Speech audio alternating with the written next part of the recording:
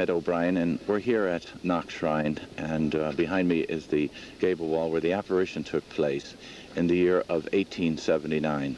From that time until now, there has been a lot of events here at Knock, and today we're going to talk to some people who have been involved for a number of years, and somebody who has had some very special experiences here at Knock. Okay, we're talking here with Tom Neary, and Tom is the chief steward here at Knock. And Tom, thank you for taking the time to talk with us today. Well, you're most welcome, Ed. It's a pleasure to have you here with us, and we always like to see you come. And this is no exception. Tom, how long have you been chief steward here now, or working as a steward? Well, I suppose I know Knock for the best part of 40 years, really, because I was reared here in the parish in the shadows of the shrine. So I've seen many great events here, many happy occasions, some sad ones as well. You have seen a lot over the years at Knock. There's millions actually coming here to Knock on pilgrimages. Why do people come here, and more importantly, I suppose, what do they take away with them when they leave here? Well, I think they come here, first of all, because Our Lady came here with the Lamb of God and St. Joseph and St. John, the beloved disciple. And they come to be close to her. They come too because they have great problems, great difficulties. And they ask Our Lady to help them in body and in spirit. And I must say that she has been more than generous with her gifts of body and spirit. Tom, right from the beginning, Archdeacon Kavanagh kept a diary of events here, and people who came here with various illnesses and ailments and went away free of those. Could you maybe talk about a couple of those situations over the years? Yes, well, from the very beginning we have had cures at Knock. 10 days after the apparition, the very first one took place when a young girl of 12 was cured during Mass when her mother put cement from the apparition gable, mortar if you want to call it that, into the girl's ear, and she completely recovered.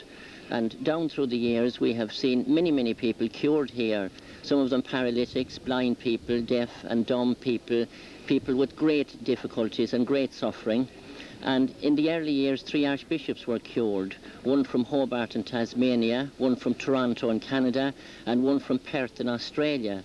And Archdeacon Kavanagh kept a diary of cures. There were hundreds of cures recorded by him in the early years. And I must say that down through the years, there have been cures all the time. Now, physical cures are often played down. The priority, of course, is the spiritual cure, the cure of a person's soul, reconciliation with God. That's the great work at Knock. But the other thing happens as well, the physical cure, to strengthen people's faith, to give them new hope and courage. And that, I believe, is the reason why we have the physical cures from time to time. Well, Tom, I want to thank you for that, and in a few moments now we're going to talk to a lady that was brought here last September, in her 1989. She was brought in on a stretcher, I understand, and today she's here walking and, physically well able to live a normal life, and so we're going to talk with her and get her story. Well, that's very true, because we have witnessed that ourselves, and many people who work here at Knock have seen those things happen. And we take them as being, the intervention of God and the intercession of Our Lady at work. And we're always happy and delighted when we see that happen, delighted for the people concerned, and of course for their families and friends. We rejoice. Well, Tom, thank you for taking the time. I know it's busy for you here on a Sunday, and just keep up the good work. Thank you, Ed, very much, and the best of luck and good wishes to all of you in America. Sadie Feely, you are a handmaid here at Knock, and you are also a registered nurse. Yes. The day Marion was brought in here in September of 1989, you were on duty that day. I was, yes. And what condition was Marion in when she arrived? Well, on that morning I was on duty in the female ward, and Marion was wheeled in on a stretcher to look after her nursing needs for the day before she set out for her day's prayer. And one of the stewards wheeled her into me. Now, I didn't know Marion until that day, even though she's from Athlone and I'm from Athlone. But there was nobody there, only just the two of us. And I was delighted that Marion was wheeled in because I hadn't even anybody to talk to. So I took her very quietly and very gently, and I wheeled her over near the bed, and I sat on the bed and I started talking to her. I knew by looking at her now that she was pretty hopeless, but still I sat down and I listened to her story.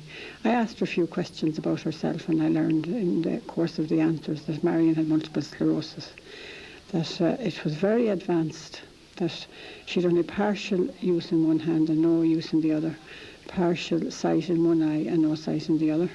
Her swallow was affected, her speech was very affected. I could see that as soon as she was wheeled in.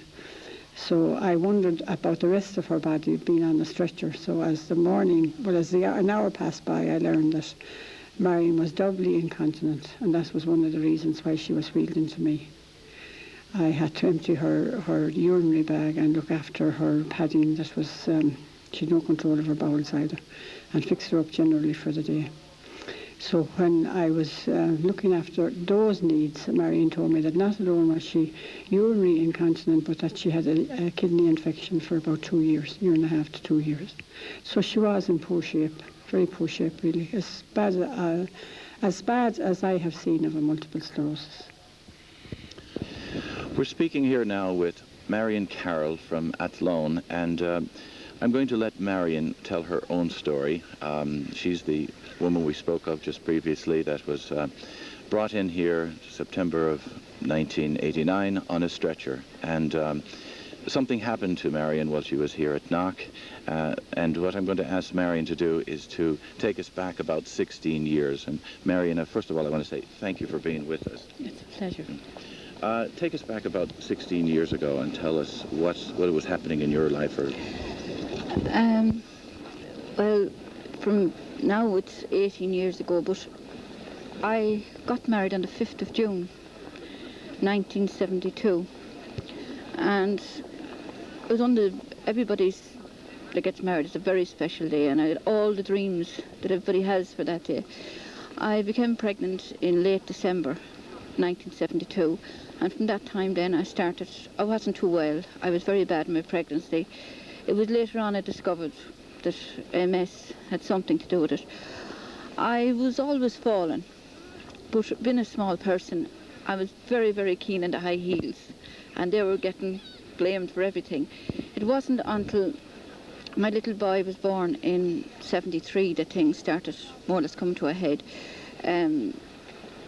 I started falling more, and I found things difficult, and I thought because of the difficult pregnancy I had.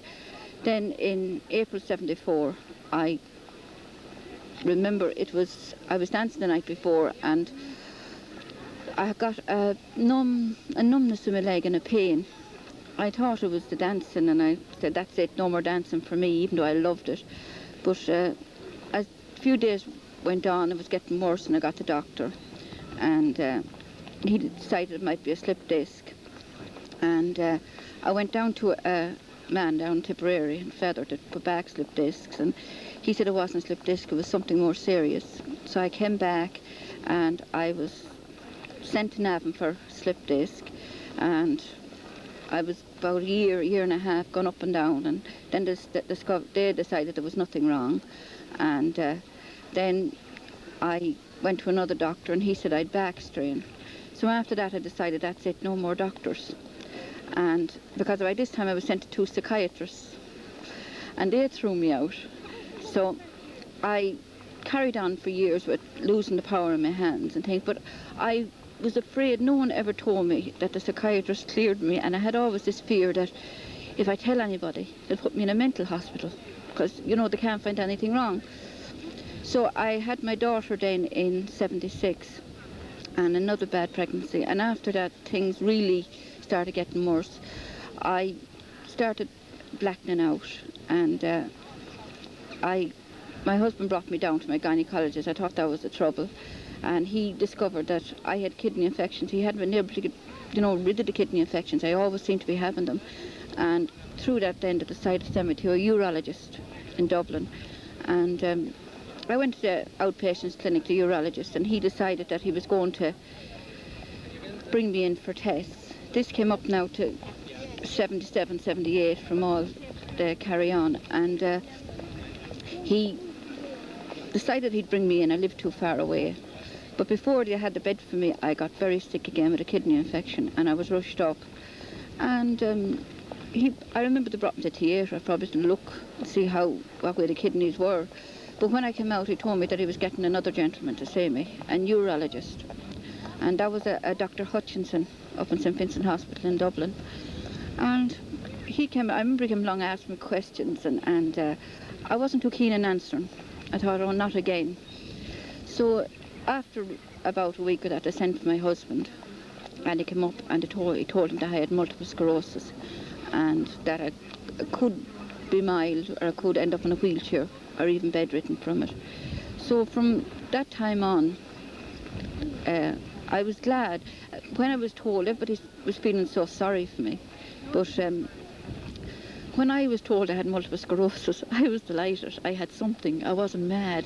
You know, it was a relief. Yes. Everybody else was sort of, you think I was really on the last leg, but I thought, I have something. I'm not mad, and no one can say that to me anymore. But I remember the social worker calling us in to have a chat and explain how her life was going to change, and Jimmy'd have, and the children's life. And I remember saying to her, no, Jimmy hasn't got multiple sclerosis. Either has Cora and Anthony. I have, so I'll build my life around them. And we carried on that way. It was very difficult at first because we had to adjust. And there was something there, and yet there was enough signs of illness. You were ill, but you weren't ill. And I got a slight remission then after a few years, and we carried on.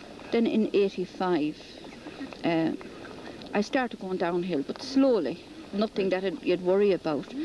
But in around February, March '87, I started getting very acute. I lost the power in both my legs. Then that was in March. Then in May, I had to get a catheter in because the bladder and the kidneys were giving trouble. Then my right arm and hand went. Then after that, my speech was getting bad at this time, and the sight wasn't too good. They also discovered that there was thyroid trouble, and I was on epineutin for epilepsy as well. And I had kidney infections that couldn't get rid of. That was a big thing. I had to wear a collar then eventually because I wasn't able to hold my neck myself. I had to be fed. Now, for food, I had to be cut off very small or liquidized. And the only way I could drink was a plastic beaker with a straw. And that had to be given to me. Eventually then, the bowels were given trouble. They had to be washed, fed, changed. But the illness was bad. But I have a wonderful husband. From the day one when I met him, and I had two wonderful children, that it was only an inconvenience. I had so much love and happiness, and the support that was there was fantastic. It was unbelievable. He made the commitment to look after you. He did. Even when I was in the hospital, and during his lunch hour, he'd come into the hospital to feed me, to make sure I ate right. And he'd come in that evening again, and he'd see to me whatever I wanted, and he'd get me out of bed for a while to give me a break. Because by this time now, in late 88, I could only sit in a wheelchair for a few minutes because I got very, very bad pain. I always had bad pain with multiple sclerosis, and at this stage, could you still walk? No, I was completely disabled. You lost the power in the legs. Completely, hands, the whole lot. In fact, the muscles were wasted in my legs. All there was the bone and the flesh. And I had home help and had the nurse coming in every day. I went on ATCH, that's a drug that sometimes helps arrest MS, but it didn't. And I was on the epineutin, the epilepsy. I was on tablets for spasms. I had bad spasms, and I was on DF118. They're very strong. I was on 2 every 4 to 5 hours for them. I couldn't even lift my head myself. I could do nothing at all. I was just like a baby in a pram. If I wanted a anything. I had to wait till someone could help me. During this time, did you make a visit to Lourdes? In 78, I went to Lourdes, and I thought it was beautiful. At that time, I was on a stake, and I got a peace there and a courage, and it was everything I could ever want. Knock, I came as a child. That time the cobblestones and all the little shops, they were everything a child could want. And I came back then to Knock in 78, and I think maybe I came in wrong, I don't know, but it wasn't my place. I didn't even stay for the ceremonies.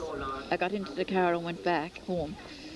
And it came that the year of 1979, I wanted so much to go back to Lourdes. I just wanted the courage and the peace to face what I was facing. And we didn't have the money for me to go. So a very good friend of mine, Jerry Glynn, and Jerry's an ambulance man in Athlone, and he's also over the Order of Malta in Athlone. And Jerry just said to me one day, would you like to go out to Knock for a day, Marion? And I said, go, Jerry, I'd love to go. I said, to get out of the four walls. I said, but I can no longer sit in a wheelchair, only for a few minutes. I said, don't worry about that. He said, we have the stretcher. So I said, okay. And that was planned to go. But the Friday before I came, the kidney infections got worse. And my doctor came out, and we were talking. He was saying, what are you going to Knock for? I said, get out for a while. But I had discovered that Saturday I had come to a stage in my life. I didn't want to give up, because my husband and children, I wanted so much to be with them and stay with them. I knew while I was gone very sick. But it wasn't that it was like being in limbo. I didn't know what, I couldn't go back, I couldn't go forward, I couldn't go sideways. So when it came to going to Knock Sunday, I really didn't want to go. I felt too sick, and I just wanted to be left alone. And that Sunday morning I came down with Jerry, and I think coming down that Jerry hit every bump on the road with the ambulance, because I was sore. I remember getting into the ambulance, and there was 3 elderly ladies coming down that day, and my husband, we always said the family rosary. It was very, very important in our house. And the 3 ladies took out the rosary beads to pray, and I remember thinking, oh my God, they're not going to start saying the rosary, I'm not in the humour. And I thought that was terrible, they were coming out for the day. But they started chatting and they didn't. And I thought then, well, they're going out for a day just the same, and I'd be terrible if I think they can't talk because of me, because you can imagine 3 elderly ladies trying to whisper. So then we came down to Knock, and I was brought into St. John's for the sick, and I was brought into Sadie. I didn't know her at the time from Adam, we never met, even though 2 of us from the one town. And she emptied the catheter and checked me nappy and seen everything was all right. And I remember saying to me, do you want to go into bed for a while? You're very early. And I thought it was if I could get into the bed and they all just left me alone. But then I thought, coming down the whole way, if I didn't go over to the Basilica, what would they think of me? So I went back out, and I was talking to a couple of people that I knew, and 1 or 2 of them helped me to have some tea. And I remember going over to the corner where the handmaids have a little shop. Now, having 2 children, I got orders what to bring back and what not, and I was over getting little bits and pieces, and next minute I looked around, everybody was gone, and there was 2 lads there, 2 helpers, and I said, hey lads, don't forget about me. So they brought me over into the Basilica, and they brought me to the right, and they brought me to the left, and then they decided to put me in the middle. And at this time, I couldn't concentrate on anything for long. And I remember when I went in, looking at her lane, I thought it was the most beautiful, the most friendliest statue I ever seen.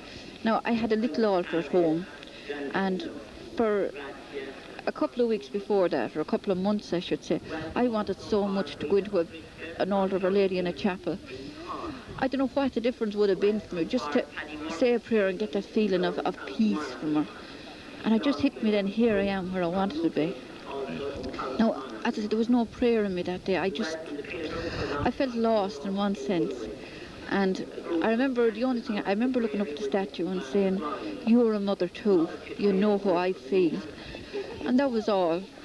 When the ceremony started, it was Bishop Colin O'Reilly, the bishop anointed me. Now, when you give your Christian name for your anointing, I asked my name and I said Marion. And he said Mary when he was anointing me. Now, that nickled me a bit. Why, I don't know, because my other name's a Mary Bridget, but it nickled me because they called me Mary. This was sort of annoying me all the time in one sense. And then after that, I got very, very restless. I remember feeling so restless. Now I realise in my own mind, I felt I was disrupting the whole congregation, but I wasn't. And then the bishop, he started, when he was giving his sermon, he started talking about the time the Pope was in Ireland 10 years before that. And that was a very, very special time for us, because we went to Clonmacnoise to see him. And we went the night before, and little girl was very small, and the little boy, I remember, wrapped himself up in a blanket, and they fell over him and walked on him, and he still slept. And I had forgotten to bring any medication with me, and I got in very, very bad pain. And I remember thinking, well, if I tell Jimmy I'm in pain, it's home and I won't see the Pope. So I said to one of the stewards, is there anywhere I could get something for pain? And he brought me over where the doctors and the nurses was, but it ended up I needed an injection. Now, the injection should have knocked me out, but it didn't. I got to see the Pope. I was from here to there, and that was wonderful. And that all these memories were going around in my mind. And it was like that. Sister Antonio, a nun, she's Eucharistic minister in St. Mary's in Athlone. Every Sunday she brought me Holy Communion.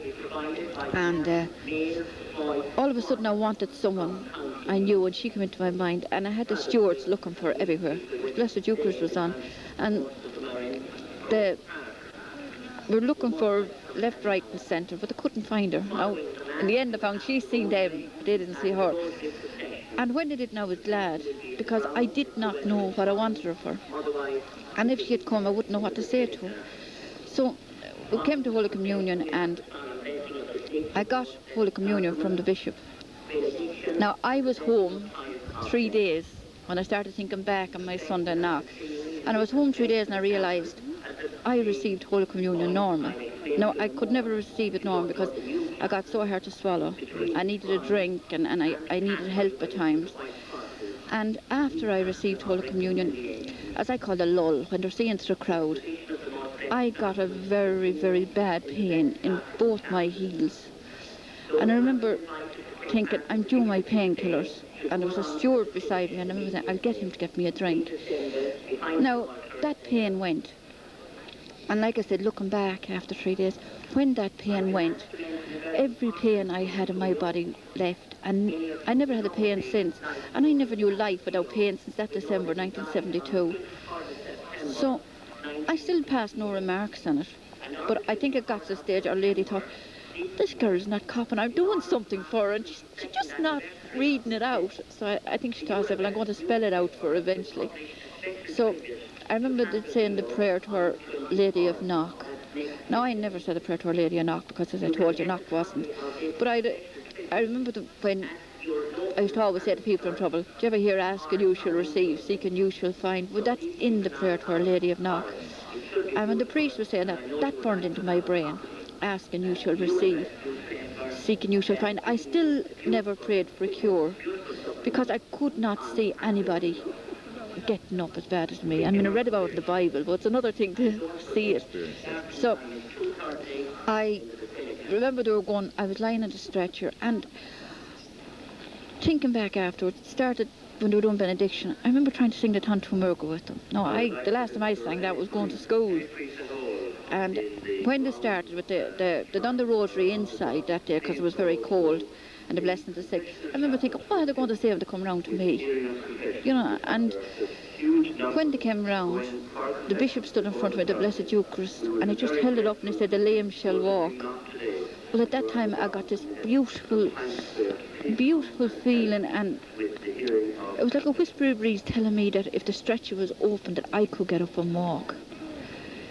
And I remember thinking, now, hold on now, Marion, you know, wait till I go home and tell Jimmy this idea I'm after getting in my head. You know, I didn't want anybody to say, oh, she's so sick, she thinks. And it's an awful serious thing to get this idea into your head. And I was saying, wait till I tell Jimmy this. And I had made up my mind I wasn't going to tell anybody. no one was going to sort of make a laugh of me. So I was going to, and then I wasn't. And I was last out of the Basilica. And I remember looking up at the statue of Our Lady, and I was thinking, well, if Our Lady did do anything for me, and I didn't tell anybody a knock, by the time I got to Roscommon, she might decide to take it back. I was trying to make light of a situation that wasn't frightening, but, it was an experience that doesn't happen every day. So I said, no, I wouldn't tell anybody. I'd go home and tell Jimmy, because Jimmy always made everything all right in the world for me. So I went back over to St. John's, and the doctor was down with the pilgrimage that way. His wife, Dr. John O'Mara's wife, came over talking to me, and we were chatting. And it was like I'd done it and I didn't do it. I got a bit emotional. I said to her, would you think I was stupid, that if the stretcher was open that I could get up and walk? And she said no, but I don't think the woman knew what to say to me. So she spoke to someone else, but I remember then Nurse Rafferty now nursed me in Athlone Hospital. I knew the condition I was in. She opened the stretcher, and as she came to me afterwards, she said, I only opened it a piece of fire. But when she opened the stretcher, it was like I was there and I wasn't there. My two legs swung out and I stood up. And it was Sister Antonia told me after that she noticed that my hands, and that I wasn't using the collar, I was holding my head myself, and that my speech became perfect. But when I stood up, it had nothing got to do with walking or being able to do anything like that. Right in front of me, I seen my own heart, and it was so big with joy and peace, and it was shining. It was like looking into the sun. And at that time, it was like the rays of that hit me, and I got this beautiful gift of peace and happiness and contentment. It's so lovely. I'd love to be able to put my hand in some and let them have it if they're feeling down. And I have it constantly. But when I come back to Knock, it's like been warm. But when you come into Knock, been consumed completely by the fire. It's so beautiful. It's really wonderful. So it was really a few days after you were here at Knock that you began to realise what had taken place within you. And well, when I wanted to go home, because everybody started pulling me. Mrs. Coyne, the head handmaiden, she came over to me and she said she was going to give me a souvenir or not. That was the yearly annual. And she said to me, can you read? And I said, no, I haven't been able to see right in a long time. So she gave me the annual and Knock. And you know when someone gives you a book, you'll flick through it. Right. And I did. And I had the page open, and the page it opened was, why was the rosary so powerful? And I said to her, that's our prayer. And I could read all the small print, no bother. And the day before, you would Nothing. not have been able And to read it. with the Tuesday of everything, they put me sitting down in a chair, and Nurse Rafferty went off and got a cup of tea. And I had a cup of tea nearly drank, and here I was with a cup and sauce of drinking normal. You know, it was unbelievable. But I wanted to go home. The saddest thing was that Jimmy wasn't there with me to share it. We shared everything, you know, in our lives, and I wanted to go home. So I got around, you know, Jerry to bring me home, because people were getting a bit excited in the ambulance. And I remember I sat up the whole way home. I wouldn't even lean back in the ambulance. And coming down near our home, down there, I said to Anne Flanagan, Anne was the girl they ordered, mother said, I said, put on the collar, I said, just so as Jimmy won't notice anything. But I never thought of the fact that I'd be sitting. But when we were coming down, went into our drive, and Jerry's back in, and Jerry got out, and he was opening the back of the ambulance, and Jimmy came out, and he said to Jerry, I suppose I better get the wheelchair. And Jerry said, well, I suppose you better. And Jimmy was coming out with the wheelchair, and I was walking down the steps of the ambulance, and Anne was one side and Jerry was the other side, and Jimmy said, well, Mar, how was Knock?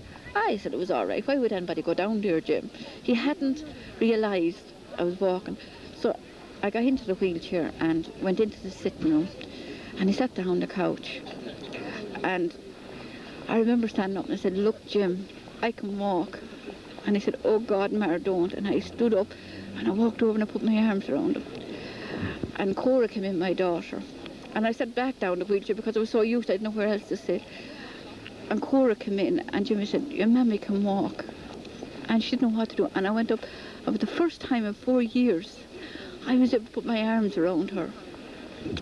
And she didn't know what to do. Anthony came in, he was after me with his friends up in Hillcourt, and Jimmy said to him, your mammy can walk. And I stood up and went over and he said, oh yeah, and he ran.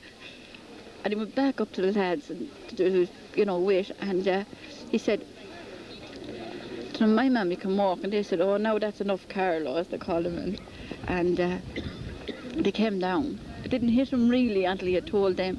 So I phoned my parents and my brothers and my sister, and I phoned my doctor. I think he thought I was a bit nutty at the time, because all the time people prayed over me and I was sick. I couldn't remember half the prayers, and I told him, he said, well, tell me from the start. And of course, started telling him a bit about it, and I said to him, do you know when I said the walk will walk? I said, Marion, the lame shall walk. I said, well, at that time.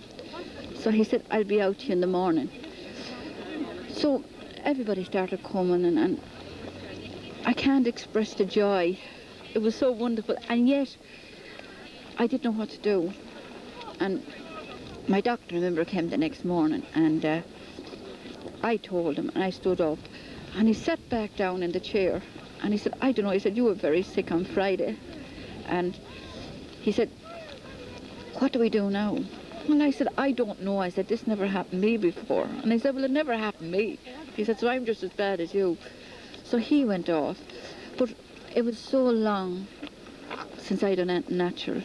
I didn't automatically go to do things that, it was a great delight to discover I could do them. Like I spent one day with my knees up in the bed reading a book, jumping out, going out, getting a drink of water and in again, just for the fun of doing it.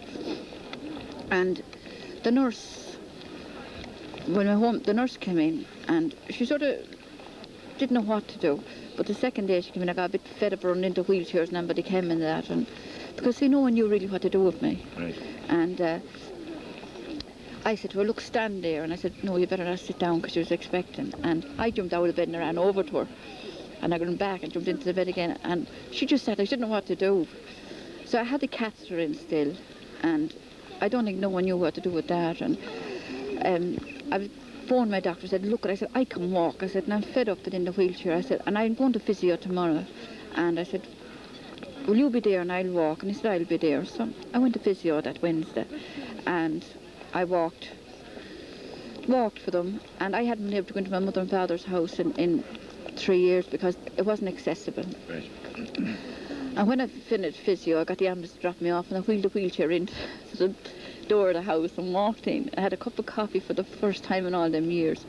But I was going on 2 weeks, and as I said, no one knew what to do with the catheter, and I had them annoyed over it. And usually I had the catheter in for over nearly 2 years, but for permanent, 1.5 years. And I know they probably know the longer you have that in, the less chance you have to do without it, and you might need to get a little operation. So she came in one morning and she said to me, I'm going to take the catheter out, and I leave phone numbers, and you can phone me if you get into trouble.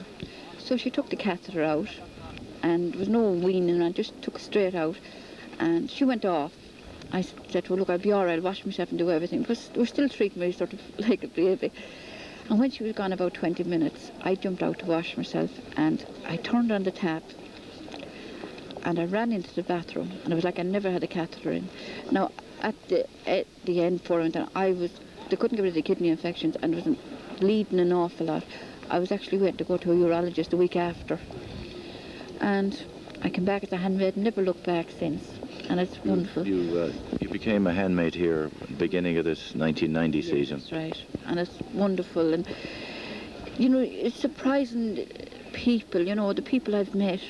And the belief, people that never knew me before. And the belief is there in them. It's wonderful. I believe in July of this year you took part of the pilgrimage to Croagh Patrick. You made a climb up the reach. That was something. Croagh Patrick, I always wanted to climb. Well, Marion, the typical situation that often occurs here in Ireland, even though the weather's been beautiful, we got rained out, and now we're inside here at St. John's. And we left off talking with you as you were talking about your climb up the Reek, Croagh Patrick. Now, for those of you that are not familiar with Croagh Patrick, it's Ireland's holy mountain, and it has an elevation of 2,500 feet. And every July, it's the last Sunday of the month, or last Saturday night, there's a pilgrimage of thousands and thousands of people go up the mountain, and there's mass on the top, and it's a pilgrimage. But it's a very steep climb, it's a very, very difficult climb, and in the best of times. Marion, how did you fare out making it up that mountain? I felt Our Lady made a stairway the whole way up for me. I love it didn't bother me a bit. There's so much down here. I don't think people down in Mayo realise what they have. They have knock. And when I was climbing Croagh Patrick, it was like leaving the world behind, and it was really like a stairway to heaven. It's such a beautiful climb, and when I came down, I felt as if I had been renewed and cleansed. It was really beautiful. I think anybody that lives near it or can get to it that don't climb it, they just haven't lived. You can go anywhere in the world, but unless you've climbed Croagh Patrick, you've done nothing. Marion, a year before, you were laid up in a stretcher, unable to walk. You made the climb up this 2,500-foot mountain, and your husband was along with you, and you told me earlier that he's a fit man and walks quite a bit himself. But how did he compare with yourself, who obviously just a year before was a stretcher case? Well, to give you an idea, when we were climbing, Jimmy was always on that bit in front of me, and he'd wait for me to catch up on him, and then he'd start walking again, and I'd keep walking. I didn't realise this like him down. He said, "You never took a rest," because every time he caught up with me, he just kept walking me. When we came down, we were invited to an evening part of our wedding, and the muscles in Jimmy's legs were sore, and he was tired.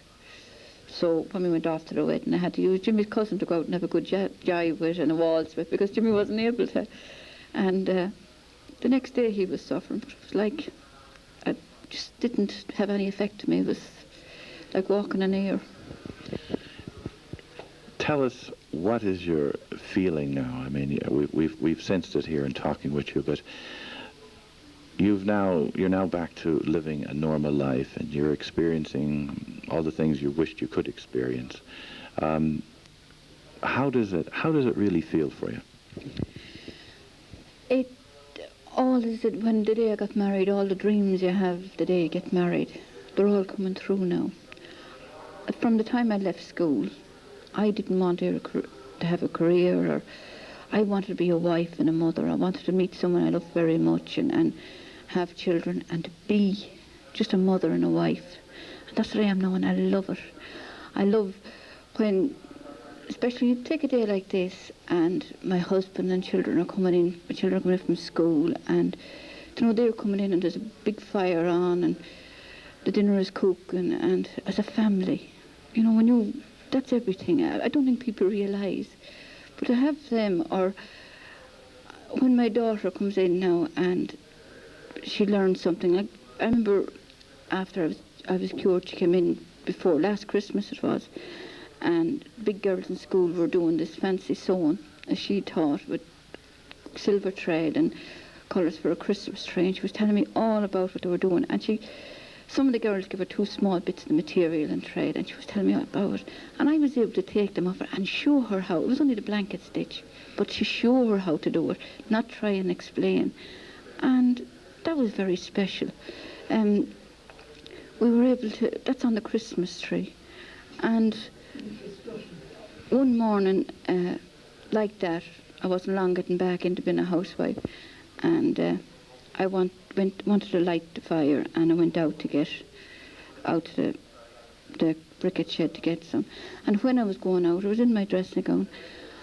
It was after freezing the night before, very, very frosty. And going out, I had clothes in the line.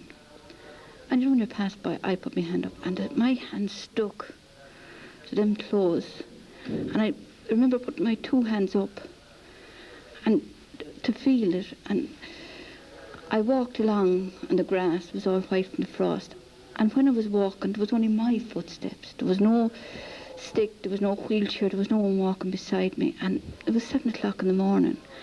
And to have that, to be able to go out and feel and walk on your own and know that you're a piece of the world, and to walk in and your own family are there, and that when you get the breakfast, they're going to go out. And when they come in, you're going to be there, working and doing for them, not home help, not a nurse, or them coming in fending for themselves. And to be able to go places with them. You know, I don't know whether mothers or fathers or husbands and wives, they appreciate one another enough to be able to do things together. And I know, you know, when a child comes in and there's something on at school and there's something you really don't fancy spending a few boring hours at it, it's fantastic to be able to do that, or to be able to go for a walk with your husband and sit down and chat and plan your future and plan things that might never come true. But to do that, and I think if people really look into life and look that they have this, they've got everything. You want for nothing. I don't think a person that's sick or disabled, if they have love and peace, they've got everything. It's the person that's walking that's unhappy and miserable, and they're the ones that's sick, not the person that's, you know, has an illness or disabled. And I have everything. I have heaven on earth, so I have. What more can I say?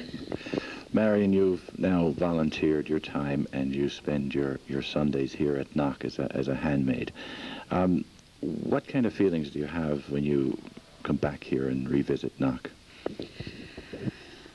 I feel I'm home.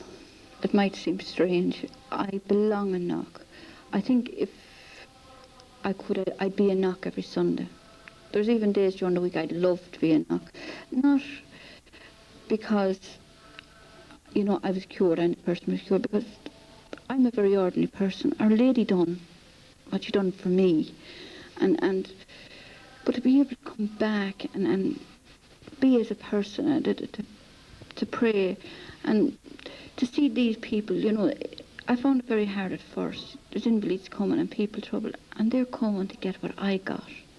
And to have everything that all I can do is try and give them a peace and tell them that it's there for them. Can you imagine really, as I said, I didn't pray for a cure. I prayed for peace and courage.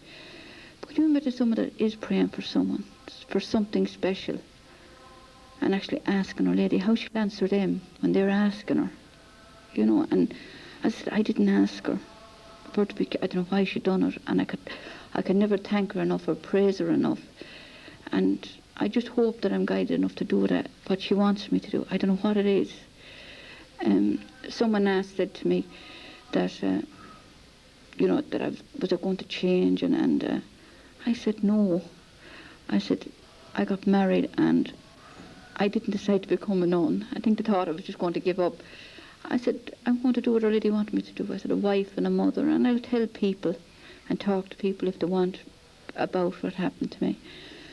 And the important thing is, see, people will have to remember, it's not me. I was the one that got a blessing. Our Lady cured me. But she is the person here. She's the one that people know, came to see you, they said to me, but it's not me, it's Our Lady. She's out there and she's there for them. And Knock is so special. I don't think people realise what it is. When I went to Lourdes this year. I got a present of a ticket and I went. And I met some Americans there and Australians and a person from New Zealand. And it got around that I ended up telling them about my miraculous cure. And I asked them what to come to Ireland. They said they might. I said, if you do, I said, you should come to Knock. I said, it's really lovely. And I said, well, I'm starting as a handmaid. I'll be there the first Sunday of every month. And they're two special friends of mine. The first Sunday of every month. And I said, I'll see you there. So I was on, the first Sunday I came down, I was going around. I was like a lost soul, really, because I had a job, but, you know, every handmaid has a job to do, but people wanted to talk to me and I couldn't get it done. And I could hear this American voice, Marion. And so I was like, who on earth is that calling me? So here were the three ladies. And I said to them, oh, I'm glad you came. And I said, well, says I, what do you think of Knock? They were after doing all the Marion shrines, even went to Medjugorje. And I said, well, Marion, Lourdes is glamour and Knock is prayer. And I feel at home here. There's nothing, the thought that there was nothing as pure as the prayer in Knock. It was so simple and yet so beautiful. And I thought that was a lovely description in Knock. Well, Marion, I want to thank you very much for taking this time to tell us your experiences. You've, without a doubt, been blessed. Knock is a very special place, and we hope that this video will bring some comfort and peace to many people who will have an opportunity to see it. Thank you very much. Thank you very much. Golden Rose, Queen of Ireland, all my cares and troubles cease as I kneel with love before you. Lady of Knock, my Queen of Peace, though your message was unspoken, but the truth in silence lies, so I gaze upon your vision, and the truth I try to find. Since her cure at Knock for Marion, her husband Jimmy, and their two children, Cora and Anthony, there's a greater unity to their already close-knit family. Her illness helped her find the secret of transforming her life with meaning, and in doing so, she became a source of light and life for others. This is as stated in John Scally's book, Marion, A Modern-Day Miracle. It's now 1995, 6 years since her cure.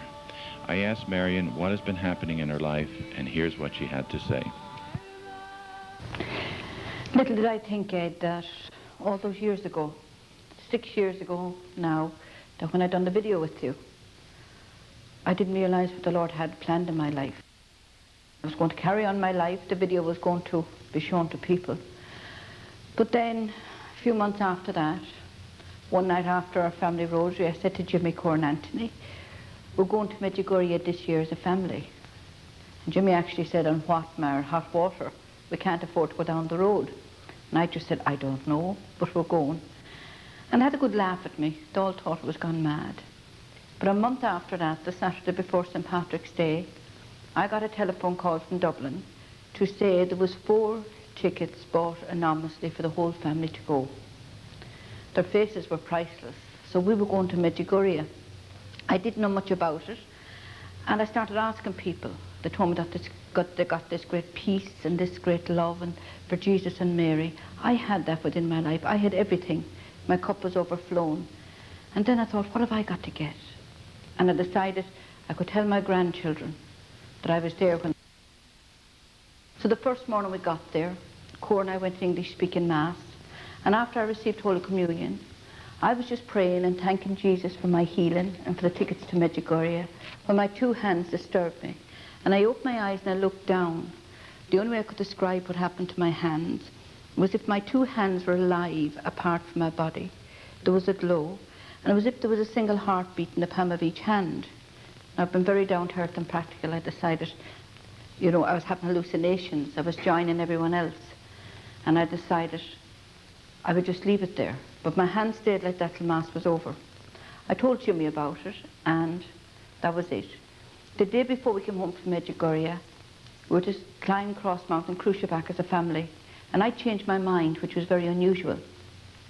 So I just said to him I was going back down to the house. When I came to St. James's Church, I said a prayer, and I was praying for a little while inside the church, and then I decided I'd pray my rosary, walking around the grounds of the church before I went down. This is one of my favourite things in Medjugorje. And as I was praying my rosary, all of a sudden I got this urge to go to confession. Now I really didn't want to go because I'd been to confession in Athlone the day before I had left. But all as if I had been prepared, I went over and I stood in line. And then when I went into confession, I went into a priest that knew nothing about me and I knew nothing about him, from 2 different countries. And when he heard my confession, he said to me, will you do something for me? And I said, I will, Father. He said, will you lay hands and pray over me? Our Lady has blessed you and you've been given great gifts and the Holy Spirit's around you. Now, I knew nothing about praying with anybody. I'd never seen anybody praying with anybody before. I was up with Father Yoso 2 days before that, so I decided to copy him. So I laid hands on the priest's head, and I looked up to heaven, and I just said, "Oh Lord, help me to help him. I know nothing about this." And when I was finished, he said, "Go now. You have to work for the Lord." When I went back to Ireland, it was as if Jesus and Mary sent a news bulletin out. People started coming to my home and the churches I was in for me to pray with them. And they started coming back with things, physical, spiritual and mental healings. And I tried to laugh it off at the start, but then it got to the stage I couldn't. And I decided something, that I love Jesus and Mary too much, that I love my Holy Father, the Pope, my Cardinal, my bishops and priests, and I never wanted to do anything to disrespect them or embarrass them. And if the Lord wanted to use me, I wanted to work in the obedience of my church. So I made an appointment with my bishop. Promised myself, that I wouldn't cry when he said, "That's nice, but go home." And I went over to Bishop Collum, and I told him all that happened. And he said to me, "Marion," he said, "the Lord has blessed you. I think when Sister Breach McKenna comes home, she'll have a chat with her." He didn't get to make the appointment with Sister Breach, but the Lord did. And Sister Breach McKenna and Father Kevin Scallon has become very important and special people in my life. I've carried on my ministry since that. Now I travel the world, and I work on the obedience of my priests wherever I am. When I go to a church, I usually speak after the gospel. Then after Holy Communion, the priest exposes the Blessed Sacrament, I pray with people. I've seen marvels through my ministries, but I cannot heal. No one can heal, only Jesus. When I pray with people, I give them out the prescription, but Jesus is the doctor. 6 years on now, after my miraculous cure, I am better than ever. I've never gone downhill or I've been sick, and I've tremendous energy. And that will go on for a long, long time. What I do now, I'm in full-time ministry, and I travel wherever the Lord sends me and do His will. All people have to do is to open up their heart and allow Jesus in, because He's constantly knocking. And when they open their heart and let Him in, there's nothing in their lives that He cannot take care of. I just want to say at this point, for all those that have this video, may the Lord bless you and heal you, hold you in the palm of His hand, and when He has healed you and made you whole, release you to go forth to do His will. Amen.